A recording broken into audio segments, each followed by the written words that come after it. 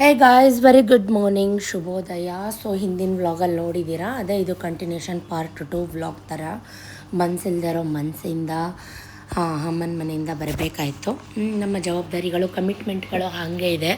So ನಾವು ಬರಲೇಬೇಕು. ಯಾಕೆ ಇಷ್ಟು ಅರ್ಜೆಂಟಲ್ಲಿ ಬಂದ್ವಿ ಏನು ಎತ್ತಾ ಪ್ರತಿಯೊಂದು ವಿಡಿಯೋ ಕೊನೆ ತನಕ ನೋಡಿ, ನಿಮಗೆ ಗೊತ್ತಾಗುತ್ತೆ. ಅಂದರೆ ಮೀನ್ಸ್ ಈ ಸಲಿಯಿಂದ ಇಂಥ ಡೇನೇ ಯೂನಿಫಾರ್ಮ್ಸ್ ಮತ್ತು ಬುಕ್ಸ್ಗೆಲ್ಲ ಬಿಲ್ ಕಟ್ಟಿ ಬುಕ್ಸ್ನ ಕಲೆಕ್ಟ್ ಮಾಡ್ಕೋಬೇಕು. ಬುಕ್ಸ್ ಕಟ್ಟಿ ಬಿಲ್ ಕಟ್ಟಿಬಿಟ್ರೆ ಸ್ಕೂಲಲ್ಲಿ ಬುಕ್ಸ್ ಕೊಡ್ತಿದ್ರು, ಬಟ್ ಈ ಥರದಿಂದ ಸ್ವಲ್ಪ ರೂಲ್ಸ್ ಆ್ಯಂಡ್ ರೆಗ್ಯುಲೇಷನ್ಸ್ ಎಲ್ಲ ಚೇಂಜ್ ಮಾಡಿದ್ದಾರೆ. ಬಿಕಾಸ್ ಕ್ರೌಡ್ ಆಗುತ್ತೆ ಅಂತನೋ ಅಥವಾ ಮಿಸ್ ಆಗುತ್ತೆ ಅಂತನೋ ಏನಕ್ಕೋ ಗೊತ್ತಿಲ್ಲ. ಸೊ ಸತೀಶ್ಗೆ ಕಾಲ್ ಮೇಲೆ ಕಾಲ್ಸ್ ಬರ್ತಾಯಿತ್ತು. ಸೊ ನನಗೂ ಸ್ವಲ್ಪ ಬೇಜಾರು, ಅಮ್ಮ ಎಲ್ಲ ಅಳ್ತಾ ಇದ್ರಲ್ಲ, ನಾನು ಎಲ್ಲ ಅಳ್ತಾ ಇದ್ನಲ್ಲ, ಅದೇ ಇದರಿಂದ ಬರ್ತಾಯಿದ್ದೆ. ಈಗ move on, life is move on, ಬರಲೇಬೇಕು. ಇಷ್ಟು ದಿನ ಇದ್ದಿದ್ದೆ ಖುಷಿ, ಅದೇ ಒಂದು ಸ್ವೀಟ್ ಮೆಮೊರೀಸ್. ಇನ್ನು ನೆಕ್ಸ್ಟ್ ಇಯರ್ ತನಕ ನೋಡೋಣ ಅಂತ ಅಂದ್ಕೊಂಡು ಇವರೆಲ್ಲ ಆರಾಮಾಗೆ ನಿದ್ದೆ ಹೊಡ್ಕೊಂಡು ಆರಾಮ್ಸೆ ಮಲ್ಕೊಂಡಿದ್ದಾರೆ. ಬಟ್ ನಮಗೆಲ್ಲ ನಿದ್ದೆ ಮಾಡೋಕ್ಕಾಗಲ್ಲ. ನನ್ನ ಮೈಂಡಲ್ಲಿ ಫಸ್ಟು ಸ್ಕೂಲ್ ಹತ್ರ ಹೋಗಬೇಕು, ಚಾನಲ್ ಕಲೆಕ್ಟ್ ಮಾಡ್ಕೋಬೇಕು, ಬ್ಯಾಂಕ್ ಹತ್ರ ಹೋಗಬೇಕು, ಅಮೌಂಟ್ ಕಟ್ಟಬೇಕು, ಅಲ್ಲಿಂದ ಬುಕ್ಸ್ ಸ್ಟೋರ್ಗೆ ಹೋಗಬೇಕು. ಈ ಸಲ ಏಜೆನ್ಸಿಯವ್ರಿಗೆ ಕೊಟ್ಬಿಟ್ಟಿದ್ರು, ಅವ್ರು ಕೊಟ್ಟಿದ್ದ ಕಡೆನೇ ಹೋಗಬೇಕಾಗಿತ್ತು, ಅಲ್ಲಿ ಹೋಗ್ಬೇಕಿತ್ತು. ಲೆಫ್ಟ್ ದುಡ್ಡು ಕೊಟ್ಟು 3,000 ಕೊಟ್ಟು ಚಿಕ್ಕ ಸಿಲಿಂಡರ್ ತಂದು ಅಡುಗೆ ಮಾಡಿ ನಾವು ಅದೇ ಅವ್ನ ಕೆಲಸಗಾರಂಗೂ ಅವನಿಗೂ ಸರಿ ಆಯ್ತದ ಅಷ್ಟೇ. ಈಗ ಬಸ್ಸಿನ ಕಂಪ್ನಿಲಿ ಮಾಡ್ತೀರ, ನಮ್ಮ ಕತೆ ಹೇಳ್ರಿ.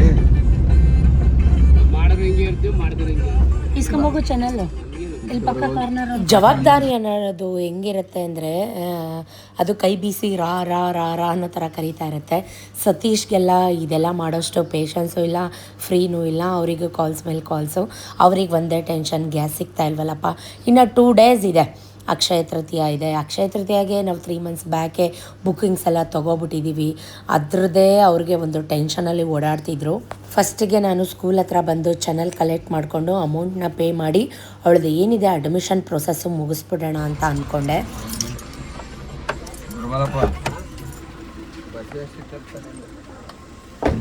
ಸೊ ಒಟ್ಟಿಗೆ ಒಂದು ಅಮೌಂಟಲ್ಲಿ ಪ್ರತಿ ಸಲಿನಿ ಇಬ್ರಿಗೂ ಪೇ ಮಾಡಿಬಿಡ್ತಾಯಿದ್ವಿ.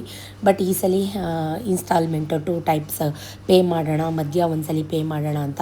ಯಾಕಂದರೆ ನಿಮಗೆ ಗೊತ್ತು, ಕೆಲಸಗಳಿಲ್ಲ, ಗ್ಯಾಸ್ ಇಲ್ಲ, ಕೆಲಸಗಳಿಲ್ಲ, ಆರ್ಡರ್ಸ್ ಎಲ್ಲ ಕ್ಯಾನ್ಸಲ್ ಆಗಿದೆ.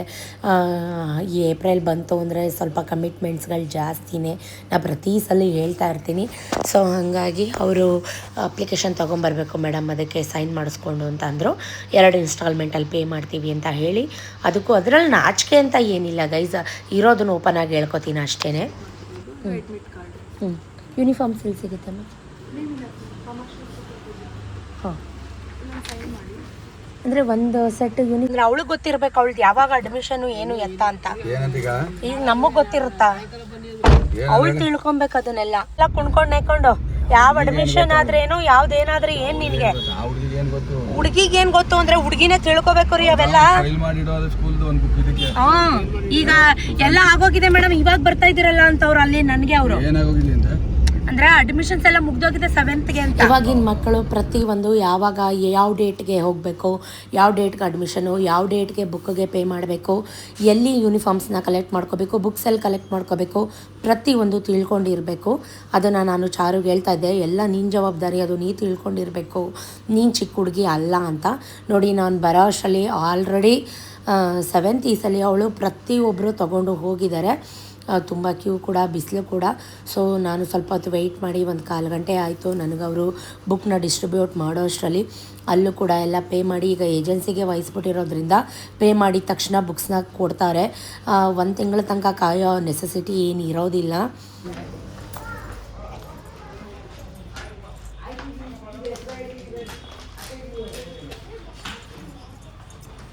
ನಾನು ಕೂಡ ಎಲ್ಲ ಬುಕ್ಸ್ನುಗಳನ್ನೂ ಇಸ್ಕೊಂಡು ರ್ಯಾಪರ್ಸ್, ಲೇಬಲ್ಸ್ ಎಲ್ಲ ಕರೆಕ್ಟಾಗಿದೆಯಾ ಚೆಕ್ ಮಾಡ್ಕೋಬೇಕು.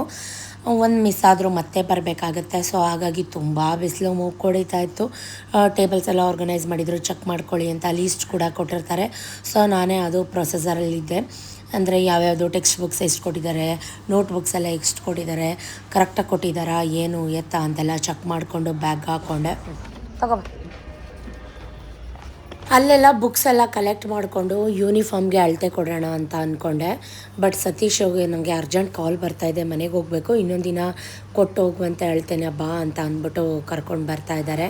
ಸೊ ಒಂದು ಬ್ಯಾಗ್ ಫುಲ್ಲು ಬುಕ್ಸ್ ಎಲ್ಲ ಎತ್ಕೊಂಡು ಫಸ್ಟ್ ಮನೆಗೆ ಬಂದ್ವಿ. ಡೋರ್ ತೆಗ್ದಿದ ತಕ್ಷಣ ಮನೆ ಫುಲ್ಲು ಎಗಣ ಹಿಲಿ ಸತ್ತು ವಾಸನೆ ಹೊಡಿತಾ ಇದೆ.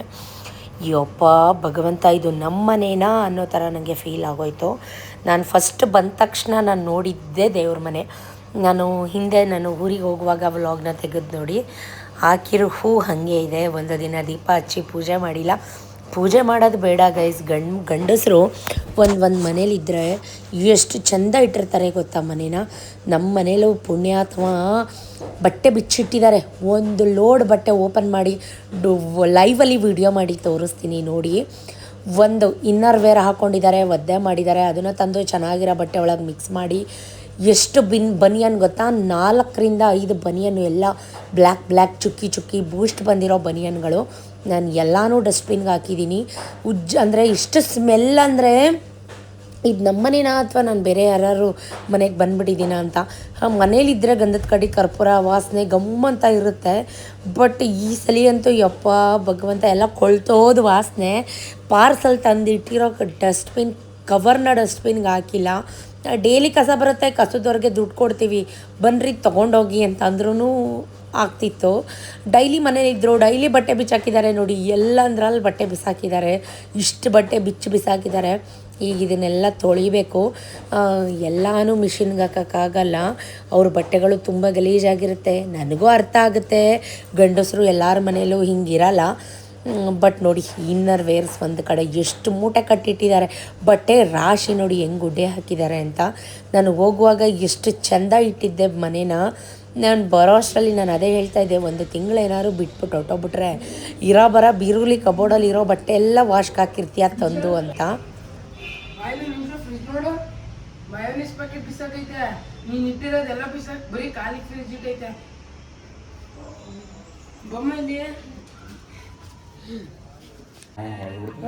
ಇನ್ನೇನು ಎಗಣ ಸತ್ವಾಸನೆ ಹೊಡಿತೈತೆ. ನಿನ್ನ ಬಿಟ್ಬಿಟ್ಟು ನಾನು ಒಂದು ತಿಂಗಳು ಹೊರಟೋಗ್ಬಿಟ್ರೆ ಗಮ್ಮಂತೈತೆ, ಫುಲ್ ಗಮ್ಮಂತೈತೆ. ಒಂದು ಚೂರು ಯಾವುದಕ್ಕೂ ಒಂದು ಹನಿ ನೀರು ಹಾಕಿ ತೊಳೆದಿಲ್ಲ. ಮನೆ ಇಡೀ ಬೂಸ್ಲು ಬಂದು ಕೂತೈತೆ ಮನೆಯೆಲ್ಲ. ಯಪ್ಪ ದೇವ, ಫುಲ್ಲು ಒಂದು ಮಿಷಿನ್ ಫುಲ್ ಬಟ್ಟೆ ಹಾಕಿದ್ದೀನಿ. ಇಲ್ಲಿ ಒಂದು ಟಪ್ಪು ಫುಲ್ ಬಟ್ಟೆ ನೆನೆ ಹಾಕಿದ್ದೀನಿ. ಎಲ್ಲ ನಿನ್ನ ಬಟ್ಟೆಗಳೇ, ಬಾ ನೋಡು, ಬನ್ನಿರಿ ನೋಡು. ಶಿವ, ಇಡೀ ಮನೆಯೆಲ್ಲ ಏನೋ ಹಿಲಿ ಸತ್ ವಾಸನೆ ಹೊಡಿತೈತೆ.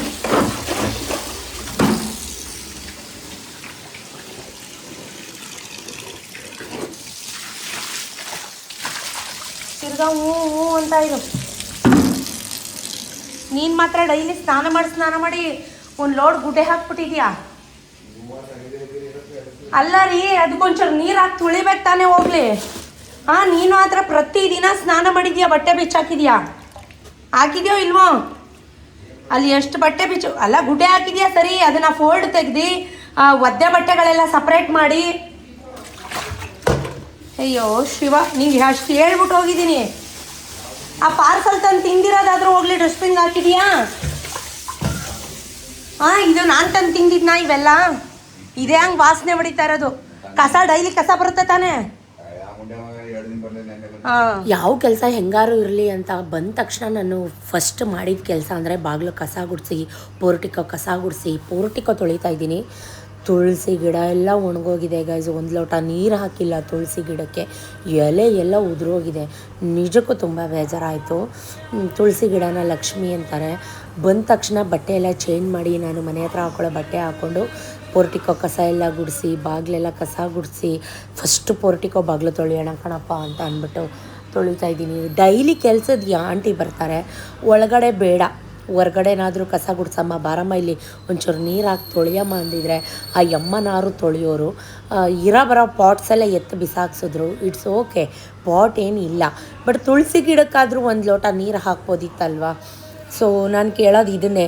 ಕೆಲಸ ಎಲ್ರಿಗೂ ಇರುತ್ತೆ, ಎಲ್ಲ ಕೆಲಸ ಮಾಡ್ತಾರೆ, ಎಲ್ಲರೂ ಬ್ಯುಸಿ ಇರ್ತಾರೆ. ಹಂಗಂತ ಅಂದ್ಬಿಟ್ಟು ನಾವು ತಿಂದಿರೋ ಪ್ಲೇಟು ಕೂಡ ನಂಗೆ ಗೊತ್ತಿತ್ತು ಇವ್ರು ಹಿಂಗೆ ಮಾಡ್ತಾರೆ ಅಂತ. 15-16 ವರ್ಷ ಸರ್ವೀಸಲ್ಲಿ ನಂಗೆ ಪ್ರತಿಯೊಂದು ಗೊತ್ತಿತ್ತು. ಬಟ್ ಆದರೆ ಇಷ್ಟು ಕೆಡ್ದಾಗಿ ಇಟ್ಕೋತಾರೆ ಅಂತ ಗೊತ್ತಿರಲಿಲ್ಲ. ಫಸ್ಟ್ ನಾನು ತಲೆ ಸ್ನಾನ ಮಾಡ್ಕೊಂಬಂದಿದ್ದೆ ಅಲ್ವಾ, ಹಾಗಾಗಿ ಫಸ್ಟ್ ದೇವ್ರ ಮನೆ ಕೆಲಸ ಮುಗಿಸ್ಬಿಡೋಣ ಅಂತ ದೇವ್ರ ಮನೆ ಹೂ ಎಲ್ಲ ಚೇಂಜ್ ಮಾಡಿದೆ. ಅಯ್ಯಪ್ಪ ಗೈಸ್, ಬಂದ ತಕ್ಷಣ ಬಟ್ಟೆ ಎಲ್ಲ ಹರಡ್ಕೊಂಡು ಕೂತಿದ್ದೀನಿ. ಬಟ್ಟೆ ಚೇಂಜ್ ಮಾಡಿ, ಡ್ರೆಸ್ ಚೇಂಜ್ ಮಾಡಿ, ಬಟ್ಟೆಗಳೆಲ್ಲ ಎಲ್ಲರೂ ಹೋಗೋದು ಸಾಕು, ಇಲ್ಲಿ ಬಂದು ಪಂಗಡ ಎತ್ತೋದು ಸಾಕು ಅನಿಸ್ಬಿಡುತ್ತೆ ಗೈಸ್. ಎಷ್ಟು ಬಟ್ಟೆ ಗುಡ್ಡೆ ಹಾಕಿದ್ದಾರೆ ಗೊತ್ತಾ Satish. Oh my god god god god. First ದೇವ್ರ ಮನೆ ಕ್ಲೀನ್ ಮಾಡ್ತೀನಿ. ಹೆಂಗೋ ತಲೆ ಸ್ನಾನ ಮಾಡ್ಕೊಂಬಂದಿದ್ದೀನಿ. ಫಸ್ಟು ದೇವ್ರ ಮನೆ ಕ್ಲೀನ್ ಮಾಡ್ತೀನಿ, ದೇವ್ರ ಸಾಮಾನು ತೊಳಿತೀನಿ, ಆಮೇಲೆ ಬಟ್ಟೆ ಕೆಲಸ, ಮನೆ ಕ್ಲೀನ್ ಮಾಡ್ತೀನಿ. ಪೋರುಟಿಕ್ಕೋ ತುಳಸಿ ಗಿಡ ಎಲ್ಲ ಒಣಗೋಗಿದೆ. ಊರಿಂದ ಬರುವಾಗ ಹೆಂಗೋ ತಲೆ ಸ್ನಾನ ಮಾಡಿದ್ದೆ ಅಲ್ವಾ ಅಂದ್ಬಿಟ್ಟು ಫಸ್ಟ್ ದೇವ್ರ ಮನೆ ಕೆಲಸ ಮುಗಿಸೋಣ ಅಂತ ದೇವ್ರ ಸಾಮಾನೆಲ್ಲ ತೊಗೊಂಡು ಸ್ವಲ್ಪ ಹುಣಸೆ ಹುಳಿ, ಕಾಸ್ಟಿಕ್ ಸೋಡಾ ಎಲ್ಲ ಹಾಕ್ಕೊಂಡು ನೆನೆ ಹಾಕಿದ್ದೆ. ಬಿಕಾಸ್ ತುಂಬ ಗಲೀಜಾಗಿತ್ತು ಗೈಸ್, ಎಲ್ಲ ಎಣ್ಣೆ ಜಿಡ್ಡು. ನಾನು ಹೋಗಿ ಅರೌಂಡ್ 8-9 ಡೇಸಿಂದ ಪೂಜೆನೇ ಮಾಡಿಲ್ಲ. ನಾನು ಮಾಡೋಗಿದ್ದೆ ಲಾಸ್ಟು. ಸೊ ಫಸ್ಟು ದೇವ್ರ ಮನೆ ಕ್ಲೀನ್ ಮಾಡಿಬಿಡೋಣ ಅಂತ ಹೇಳಿ ದೇವ್ರ ಸಾಮಾನೆಲ್ಲ ನೀಟಾಗಿ ಫಳಫಳ ಅಂತ ನೋಡಿ ಎಷ್ಟು ನೀಟಾಗಿ ಚೆಂದ ತೊಳ್ಕೊಂಡಿದ್ದೀನಿ ಅಂತ. ಸೊ ನನಗಂತೂ ಗೈಸ್ ಬಂದ ತಕ್ಷಣ ಒಬ್ಬೊಬ್ಬರು ರೆಸ್ಟ್ ಮಾಡ್ತಾರೆ, ಇರಪ್ಪ ಆಮೇಲೆ ಮಾಡೋಣ ಅಂತ ಅನ್ಕೋತಾರೆ. ಬಟ್ ನನಗಂತೂ ಲಿಟ್ರಲಿ ಫಸ್ಟ್ ಕೆಲಸ ಗೈಸ್. ಸೊ ಈ ಫ್ಲವರ್ ಇಡ್ತೀನಲ್ಲ, ಈ ಫ್ಲವರೆಲ್ಲ ಫುಲ್ಲು ವಾಸನೆ ಬಂದಿತ್ತು. ನೆನೆ ಹಾಕಿರೋ ಬಾದಾಮಿನ ತೊಗೊಂಡು ತಿಂದಿಲ್ಲ, ಇಡೀ ಬಾದಾಮಿ ಎಲ್ಲ ಬೂಷ್ಲು ಬಂದಿದೆ. ದೇವ್ರ ಮನೆಗೆ ಪ್ರಸಾದ ಇಟ್ಟಿದ್ದೆ, ಇದು ಬೆಳ್ಳಿ ಬಟ್ಲೆಲ್ಲ ಹೋಗಿ ಕಪ್ಪು ಬಟ್ಲು ಆಗ್ಬಿಟ್ಟಿದೆ. ಈ ಬಟ್ಲು ಸ್ಥಿತಿ ನೋಡಿ ಹೆಂಗಾಗಿದೆ ಅಂತ. ಎಲ್ಲ ಉಜ್ಜಿ ತಿಕ್ಕಿದ್ದೀನಿ, ಅದು ಹೋಗಲಿಲ್ಲ. ಸ್ವಲ್ಪ ಬಿಸಿನೀರಲ್ಲಿ ನೆನೆ ಹಾಕೋಣ, ಹುಣಸೆ ಹುಳಿ ಹಾಕಿ ಹೋಗುತ್ತಾ ಅಂತ ಅಂದ್ಕೊಂಡು ಈಗ ತೊಳೆದಿಟ್ಟಿರೋದೆಲ್ಲ ಸೈಡ್ಗೆ ಇಟ್ಕೊಳ್ಳೋಣ ಅಂತ ಎಲ್ಲ ಎತ್ತಿಕ್ಬಿಟ್ಟು ಬತ್ತಿ ಎಲ್ಲ ಹಾಕ್ಬಿಟ್ಟು ರೆಡಿ ಮಾಡೋಣ. ಇನ್ನು ನೆಕ್ಸ್ಟ್ ನಾಳೆ ಶುಕ್ರವಾರ, ಫ್ರೈಡೇ, ಅಮಾವಾಸ್ಯೆ, ಪೂಜೆ ಮಾಡೋಕ್ಕೆ ಈಸಿ ಆಗುತ್ತೆ ಅಂತ ಅಂದ್ಕೊಂಡೆ. ಯಾಕಂದರೆ ಅಮಾವಾಸ್ಯೆ ಹಿಂದಿನ ದಿನ ನಾನು ಬಂದಿದ್ದು, ಇನ್ನು ಅಮಾವಾಸ್ಯೆಯಲ್ಲಿ ಮನೇಲಿ ಪೂಜೆ ಮಾಡಬೇಕಲ್ವ, ಹಾಗಾಗಿ. ಸೊ ಆ ಬೆಳ್ಳಿ ಪ್ರಸಾದ ಇಟ್ಟಿದ್ದ ಬಟ್ಲು ನೋಡಿ ನನಗೆ ಹೊಟ್ಟೆಲ್ಲ ಉರಿ ಬಂದ್ಬಿಡ್ತು. ಇದು ಬೆಳ್ಳಿ ಬಟ್ಲ, ಕರಿ ಬಟ್ಲ ಅಂತ ಅನ್ನಿಸ್ತು. ನಿಮ್ಮ ಮನೇಲೂ ನಿಮ್ಮ ಯಜಮಾನರು, ಪತಿದೇವರು ಹಿಂಗೆ ಕಮೆಂಟ್ ಮಾಡಿ. ಈಗ ದೇವ್ರ ಮನೆ ಕ್ಲೀನ್ ಮಾಡೋಕ್ಕೆ ಅಂತ ಹೋಗಿದ್ದೀನಿ. ದೇವ್ರ ಮನೆ ನೀರು ಕಲ್ಲರ್ ನೋಡಿ ಯಾವ ಕತೆಗೆ ಬಂದಿದೆ ಅಂತ. ಫೈನಲಾಗಿ ಎಲ್ಲ ಸೋಪ್ ಆಯಿಲ್ ಹಾಕ್ಕೊಂಡು ಟೈಲ್ಸ್ ಎಲ್ಲ ನೀಟಾಗಿ ಉಜ್ಜಿ ತಿಕ್ಕಿ ಎಲ್ಲ ಒರೆಸ್ಕೊಂಡಿದ್ದೀನಿ. ಕಲ್ಲರೇ ಚೇಂಜ್ ಆಗಿಬಿಟ್ಟಿದೆ ಗೈಸ್. ವೈಟ್ ಕಲರ್ ಹೋಗ್ಬಿಟ್ಟು ಬ್ಲ್ಯಾಕ್ ಕಲರ್ ಆಗಿಬಿಟ್ಟಿದೆ. ನನಗಿನ್ನೂ ಸಮಾಧಾನ ಆಗ್ತಾಯಿಲ್ಲ. 2 ಸಲ ದೇವ್ರ ಮನೆ ಒರೆಸಿದ್ದೀನಿ ಇವತ್ತು. ಅಷ್ಟು ಗಲೀಜು ಅಂದರೆ ಏನೂ ಹೋಗೇ ಇಲ್ಲ ಅನಿಸುತ್ತೆ ಒಳಗಡೆ. ಆ ರಂಗೋಲೆ, ಆ ದೀಪ, ಮಸಿ, ಏನು ಡೋರ್ ಮನೆ ಬಾಗಿಲೇ ತೆಗ್ದಿಲ್ವಾ ಇವರು ದೇವ್ರ ಮನೆದು ಅಂತ ಫೀಲ್ ಆಗ್ತಾಯಿತ್ತು. ಇಷ್ಟೆಲ್ಲ ಆದಮೇಲೆ ಫಸ್ಟು ಅಡುಗೆ ಮನೆ ಕ್ಲೀನ್ ಮಾಡೋಣ.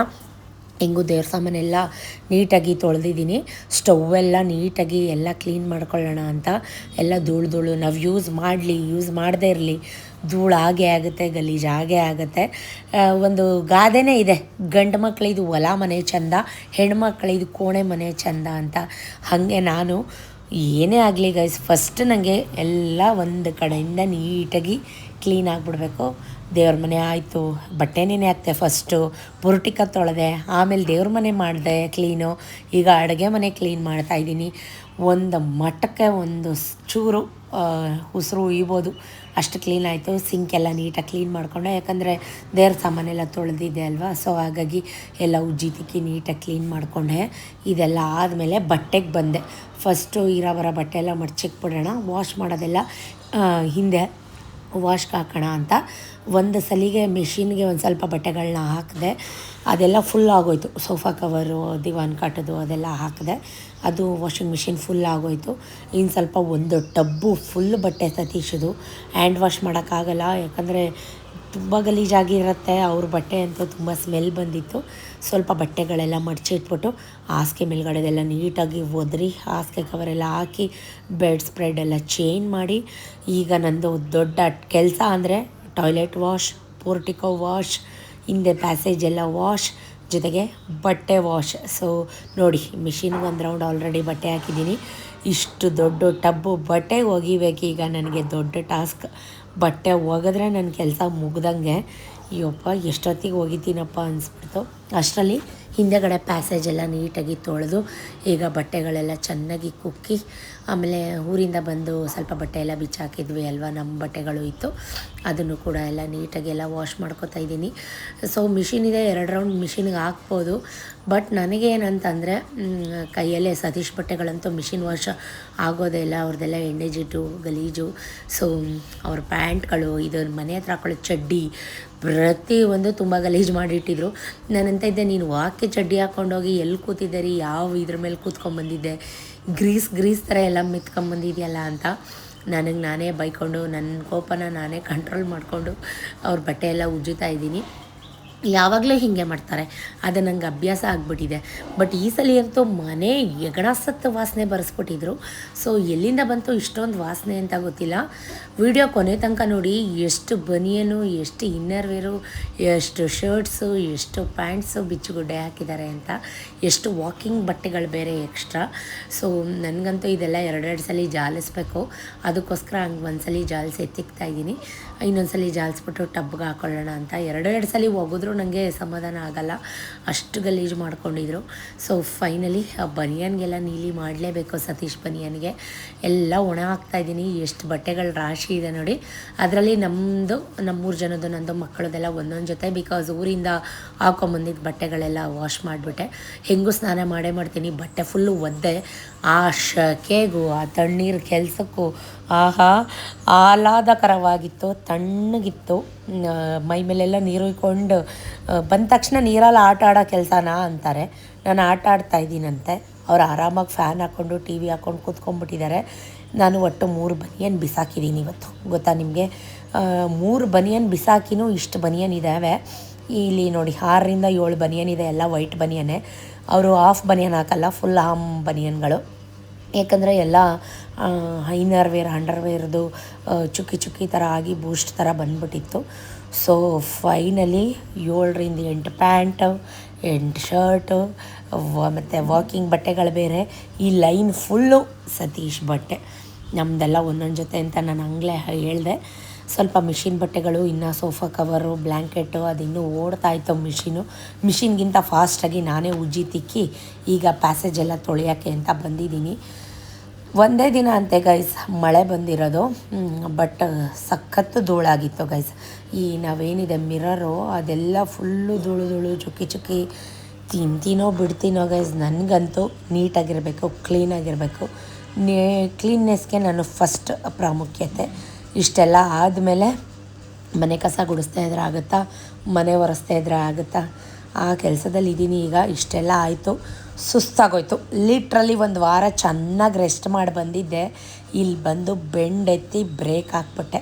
ಹೋಗಿ ಫಸ್ಟು ಸ್ನಾನ ಮಾಡ್ಕೊಂಬರ್ಬೇಕು, ಮೈ ತೊಳ್ಕೊಂಬರ್ಬೇಕು, ಅಷ್ಟು ಇರಿಟೇಷನ್ ಆಗ್ತಾಯಿದೆ.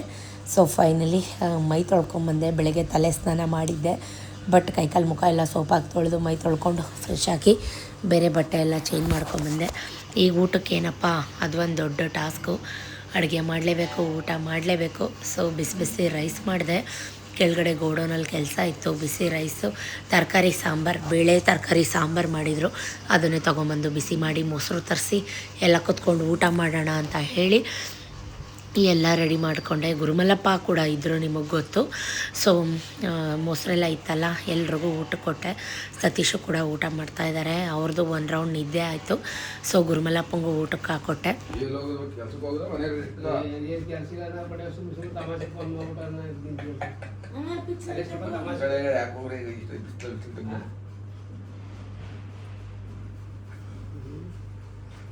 ಎಲ್ಲ ಊಟ ಮಾಡಿ ಒಂದು 5 ನಿಮಿಷ ಕುತ್ಕೊಳ್ಳೋಣ ಅನ್ನೋಷ್ಟರಲ್ಲಿ ಇವಳು ಆಗಲೇ ಅಂಗಡಿ ಓಪನ್ ಮಾಡ್ಕೊಂಡು ಕೂತ್ಕೊಂಡವಳೆ. ನಾನು ರ್ಯಾಪರ್ ಹಾಕ್ತೀನಿ, ಅದು ಮಾಡ್ತೀನಿ, ಇದು ಮಾಡ್ತೀನಿ ಅಂತ. ಸೊ ಅದೇನೋ ಅಂತಾರಲ್ಲ, ಇವ್ರಿಗೆ ಏನು ಮಾಡಬೇಕು ಅಂದರೆ, ನನಗಂತೂ ಅಮ್ಮ ಬಾ ಅದು ರ್ಯಾಪರ್ ಹಾಕೋಣ, ಇದು ರ್ಯಾಪರ್ ಹಾಕೋಣ ಅಂತ. ನಾನು ಅಂದೆ, ನೀನು ದೊಡ್ಡೊಳಗಿದೆಯಾ, ಕೂತ್ಕೊಂಡು ಹಾಕೋ, ನಿನ್ನ ಕೆಲಸ ನೀನು ಮಾಡ್ಕೊ, ನಾನಂತೂ ಇವಾಗ ಏನೂ ಹಾಕ್ಕೊಡಲ್ಲ ಅಂತ. ಸೊ ಅವಳಿಗೂ ತಲೆಗೆ ಎಣ್ಣೆ ಎಲ್ಲ ಹಾಕಿ ತಲೆ ಎಲ್ಲ ಬಾಚಿ ರೆಡಿ. ಏನು ಆಟ ಆಡೋಕ್ಕೇನು ಎಳೆ ಮಗುವೇನ್ರಿ ನಾವು? ಅಯ್ಯಪ್ಪ ಸುಸ್ತು ಹಿಡ್ದೋಯ್ತು ನನಗೆ. ಹೋಗ್ರಿ ಅತೆಗೆ 2 ಅವರ್ 3 ಅವರ್ ಸೊಂಟ ಮನೆಯೆಲ್ಲ ವಾಸನೆ ಬಂದ್ಬಿಟ್ಟಿತ್ತು. ಇನ್ನು ಮೇಲ್ಗಡೆ ರೂಮ್ಗೆ ಹೋಗಿಲ್ಲ, ಇನ್ನು ಮೇಲ್ಗಡೆ ರೂಮ್ಗಳು ಇನ್ನೆಲ್ಲಿ ಇನ್ನೆಲ್ಲಿ ಮಲ್ ಇಲ್ಲೇ ಮಧ್ಯಾಹ್ನ ಮನೆ ಕಟ್ಟಿದ ಬೆಡ್ಶೀಟ್ ತಂದು ಆ ಮೇಲೆ ಮನೆಗೆ ಸಖೆ ಆ ಸಖೆ ದಿನ ಕ್ಲೀನ್ ಮಾಡೋ ಸ್ವಚ್ಛತೆ ಮಾಡೋ ಮೇಘಾಲ ಮೇಲೆ ಹೋಗ್ಯಾರ ಇಲ್ಲೇ ಮನೆಗಿದ್ದೀನಿ ಬಾಗಿಲ ಕೂತಿರಿ ಅದು ವಾಸಕ್ಕೆ ಅವ್ರು ಕಾಣ್ತಿರ್ತಾರೆ ಅಂದೆ ಮನೆ ಪೂಜೆ ಮಾಡೋದು ಹೂವು ಹೊಡಿಸ್ಬಿಟ್ಟು ಅವು ಸ್ಮೆಲ್ ಹೊಡಿತಿದ್ವ ಮನೆ ಆಮೇಲೆ ಪೂಜೆ ಮಾಡಿದಾಗ ಅದು ಇದ್ದಿದ್ದು ಇನ್ನೂ ಹಿಡಿಸ್ಕೊಂಡು ಹೊಡಿವ ನೀನು ಪೂಜೆ ಮಾಡ್ರೆ ಚಂದ ನೋಡಿದ್ನಲ್ಲಪ್ಪ ನಾನು. ಎರಡು ಹೂವುಗಳು ಹಾಕೊಂಡು ಇಟ್ಟಿದ್ದಾರೆ ಅಯ್ಯೋ ದೇವ್ರೆ, ಬೆಲ್ಲುವ ಹೂವುಗಳು ನಿಜಕ್ಕೂ ಸುಸ್ತು ಹೊಡೆದೋಯ್ತು. ಎಲ್ಲಿ ಹೋಗಿ ರೆಸ್ಟ್ ಮಾಡೋದು ಬೇಡ, ಇಲ್ಲಿ ಬಂದು ಒಂದೇ ದಿನ ಎಲ್ಲ ಕೆಲಸ ಮಾಡೋದು ಬೇಡ ಅಂತ ಅನ್ನಿಸ್ಬಿಡ್ತು. ಸೊಂಟ ನೋವು ಬಂದ್ಬಿಡ್ತು. ಸ್ವಲ್ಪ ಹೊತ್ತು ಹಂಗೆ ಮಲ್ಕೊಂಡು ರೆಸ್ಟ್ ಮಾಡ್ತಾಯಿದ್ದೆ. ಯಾರು ಮಿಕ್ತವ್ರಿಗೆಲ್ಲ ಏನಿದು? ಇವಾಗ ಒಗ್ದಿದ್ದೀನಿ ಕಣೋ ಅದನ್ನ, ಇವಾಗ ಒಗ್ದಿದ್ದೀನಿ. ಹ್ಞೂ ಹೌದು, ಅದನ್ನ ಇವಾಗ ಒಗ್ದು ಒಣಗ್ಸ ಹಾಕಿದ್ದೀನಿ. ಅದನ್ನ ಗಿಡ ಮಾಡಬೇಕು ಅಂತಿದ್ದೀನಿ. ನೀನು ಯಾವ ಗಿಡನೂ ಮಾಡಬೇಡ, ಎತ್ಕೋ ಅದನ್ನ. ಜಾಸ್ತಿ ಬೀಜ ಐತೆ ಇದ್ರಲ್ಲಿ. ಗಿಡ ಮಾಡ್ತೀವಿ. ಸೊ ಈ ಮಕ್ಕಳಂತೂ ಇನ್ನೂ ಊಟ ತಿಂದು 5-10 ನಿಮಿಷ ಆಗಲಿಲ್ಲ, ಆಗಲೇ ಕಲ್ಲಂಗಡಿ ಹಣ್ಣು ಇಟ್ಕೊಂಡು ಕಟ್ ಮಾಡಿಕೊಂಡು ಮತ್ತೆಲ್ಲ ಚೆಲ್ಕೊಂಡು ಅಂಟಂಟು ಮಾಡ್ಕೊಂಡು ಅದನ್ನೇ ರೇಗ್ತಾ ಇದ್ದೆ. ಇವಾಗ ಒಗ್ದಿದ್ದೀನಿ, ಇವಾಗ ಮನೆ ಒರೆಸಿದ್ದೀನಿ, ಒಂದು 5-10 ನಿಮಿಷ ನನ್ನನ್ನು ಫ್ರೀಯಾಗಿ ಬಿಡಿ ಅಂತ. ಅದ್ರ ಹಿಂದೆನೇ ಸತೀಶು ಟೀ ಮಾಡು, ಕಾಫಿ ಮಾಡು, ಇದೇ ರಾಮಾಯಣ ಗೈಸ್. ಎಲ್ಲರೂ ಮನೇಲೂ ಇದೇ ಥರ. ಬಾರಲ್ಲ ಕೋಟೆ ತಮಾಷೆ ಇದ್ರೆ ಏನು ಓಡ್ತಿಯಲ್ಲ ಅವ್ರೆ ಏನು ರೇಗಿಸ್ತಾ ಇದೆಯಾ ನೀನು ಅವನಿಗೆ? ಮತ್ತೆ ಮಂಕ ಕೂತಿರ್ತೀಯ ಅಂತ ಅಲ್ಲ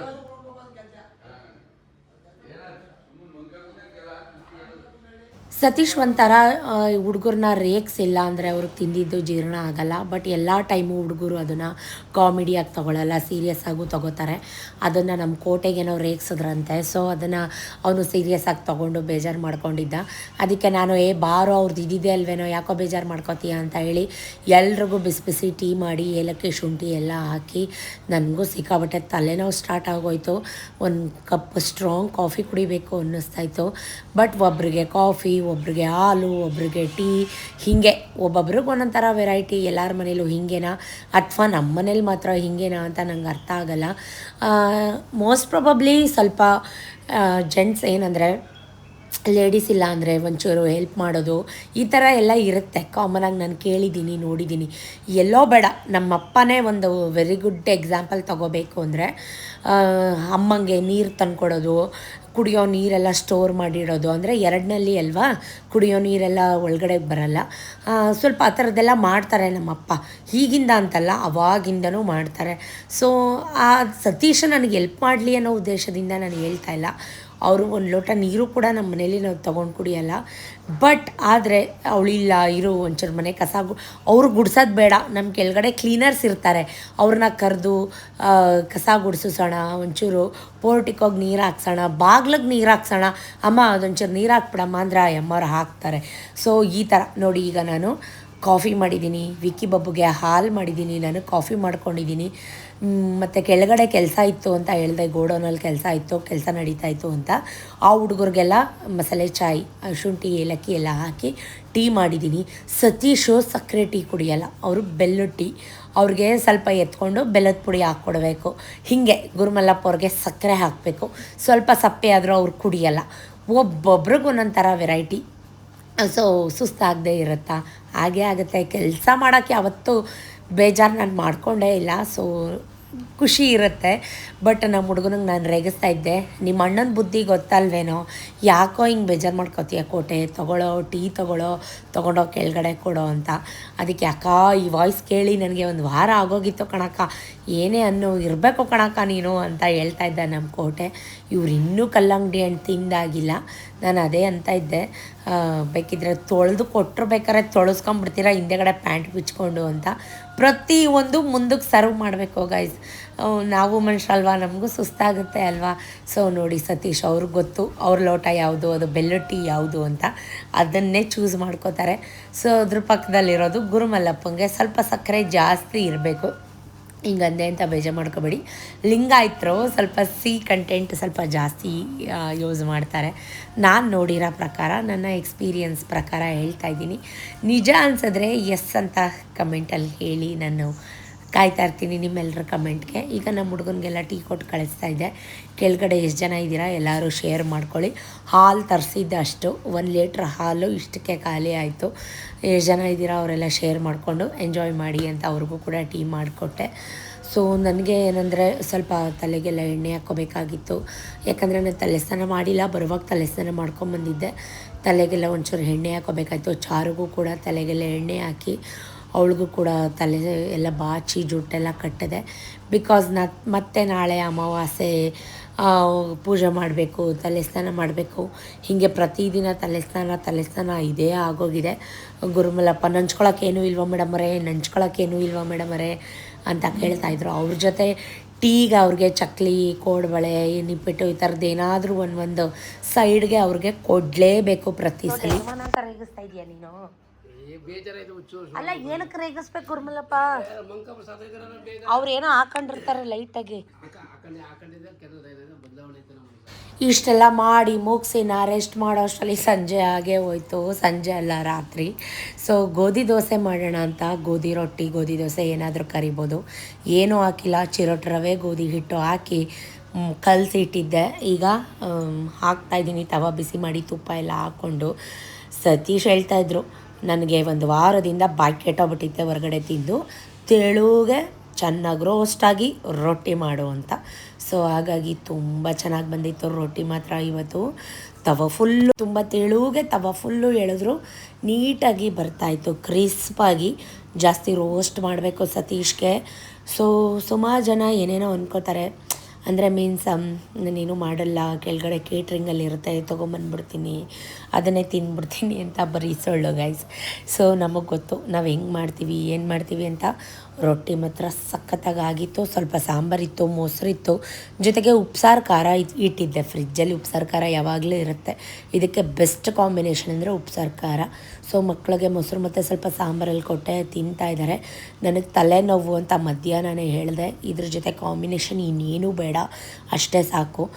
ಯಾಕಂದರೆ ನಾವು ರಾತ್ರಿ ಸ್ವಲ್ಪ ರೈಸೆಲ್ಲ ತಿನ್ನೋದು ಕಮ್ಮಿ. ಇತ್ತೀಚೆಗೆ ಸ್ವಲ್ಪ ದಪ್ಪ ಬೇರೆ ಆಗ್ಬಿಟ್ಟಿದ್ದೀನಿ. ಸತೀಶ್ಗೂ ಕೂಡ ಎಲ್ಲ ಹಾಕಿ ಆಟ ಬಾಕ್ಸ್ಗಿಟ್ಟು ನಾನು 2-3 ರೊಟ್ಟಿ ಹಾಕ್ಕೊಂಡೆ. ಒಬ್ಬೊಬ್ಬರು ಗಂಡಂದರು ಕೂಗಾಡ್ತಿರ್ತಾರೆ ಮಕ್ಕಳಿಗೆಲ್ಲ ಹಾಲು ಕಾಯಿಸಿಟ್ಟು. ಸೊ ಸತೀಶ್ಗೆ ಈ ಥರ ರೊಟ್ಟಿ 3 ಹೊತ್ತು ಸುಟ್ಟು ಬಿಸಿ ಬಿಸಿಯಾಗಿ ಕೊಟ್ಟುಬಿಟ್ರೆ ಇನ್ನೇನೂ ಬೇಡ. ಸೊ ಇಷ್ಟೆಲ್ಲ ಆದಮೇಲೆ ಅಡುಗೆ ಮನೆಯೆಲ್ಲ ಕ್ಲೀನ್ ಮಾಡಿದೆ. ಮತ್ತು ನಾಳೆ ಅಮಾವಾಸ್ಯೆ, ಶುಕ್ರವಾರ ಅಕ್ಷಯ ಅಮಾವಾಸ್ಯೆ. ಪೂಜೆಗೆ ಅಂತೂ ಒಂಚೂರು ಹೂ ಇರಲಿಲ್ಲ. ಹೂ ಎಲ್ಲ ಬೇಕಾಗಿತ್ತು, ಬಟನ್ಸ್ ರೋಸು, ಸಾಮಂತಿಗೆ ಹೂವು ಎಲ್ಲ ತೊಗೊಂಡೋಗೋಣ ಅಂತ ಪಕ್ಕ ಅಂಗಡಿಗೆ ಬಂದಿದ್ದೆ. ಎಲ್ಲ ತೊಗೊಂಡೆ. 80 ರೂಪಾಯಿ ಹೇಳಿದ್ರು ಗೈಸ್. ಸೊ ಬೆಳಗ್ಗೆಯಿಂದ ಏನೇನಾಯಿತು ಏನು ಎತ್ತಾ ಪ್ರತಿಯೊಂದು ನೋಡಿದ್ದೀರಾ ಕೂಡ. ಹೂವು ತೊಗೊಂಡಿಗೆ ಮನೆಗೆ ಹೋಗ್ತಾಯಿದ್ದೀನಿ, ತಿಂದು ಮಲ್ಕೋತೀನಿ. ನೆಕ್ಸ್ಟ್ ನಾಳೆ ವ್ಲಾಗಲ್ಲಿ ಸಿಗ್ತೀನಿ. Thank you for watching, keep supporting me. Tata, bye bye, love you.